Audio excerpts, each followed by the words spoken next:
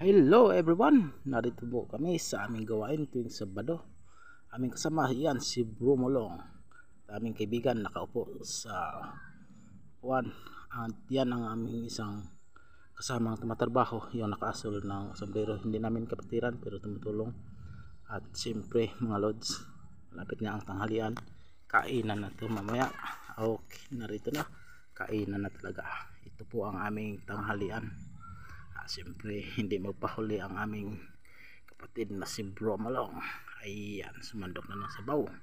At si Bro Bernard nakabad pa. Ayan, ulo ng bangos, napakasarap. Okay mga lods, ayan ang aming kaibigan na hindi namin kapatiran pero tumutulong. Okay, salamat sa mga panonood mga lods.